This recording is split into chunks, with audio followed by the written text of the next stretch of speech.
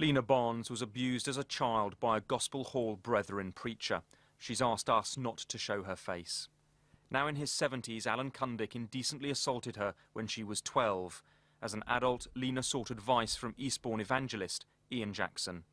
I'd confided a lot in Ian Jackson about what I had suffered, and here was this man now telling me that I just had to be merciful to my abuser, not to involve the police. It just caused a lot of hurt, a lot of heartache. This is the email Ian Jackson sent Lena Barnes after she had revealed to him she was going to report her abuser to the police. He told her, "I am not prepared to give you any support in relation to the involvement of the police and court proceedings. I think it is a wrong decision that you have made." He said there is a better way. "Blessed are the merciful, for they shall obtain mercy." He also said that it was very regrettable for dirty linen to be in the public arena. "I urge you to have regard to testimony."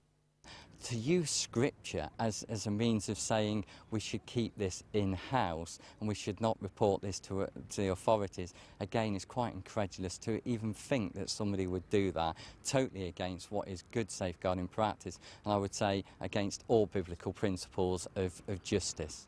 Ian Jackson has regularly given sermons at Marine Hall in Eastbourne. He travels the country preaching in other gospel halls. Disturbingly, he was aware of a further allegation of child sex abuse against Lena's abuser. Despite this, he told her in one email, "Prosecution hardly ever stops anyone repeat offending," adding, "I feel there is a better way for this to be dealt with." I believe he didn't want it getting out. He knew of another victim, but it still appeared that he didn't want anyone else finding out.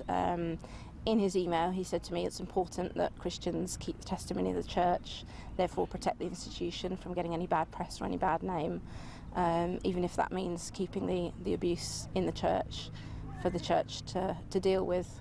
Ian Jackson says he understood that Lena was also receiving separate professional advice at the time. In emails, he said he and his wife believed they were approached purely on a personal basis. "We have no experience of dealing with matters of sexual abuse, as we made plain to Lena at the outset." He went on to say, "Our remit was primarily Lena's own personal progress. We have absolutely no sympathy whatsoever for offences of this nature, which, whatever their degree of seriousness, we find repulsive. Neither do we believe that they should be hushed up, and that there was no cover-up and no intention to cover up." Lena's abuser, Allan Cundick, who lives in Surrey, admitted indecent assault. He received a police caution and has been placed on the sex offenders register for 2 years. She hopes her story will prevent other victims being pressured into silence.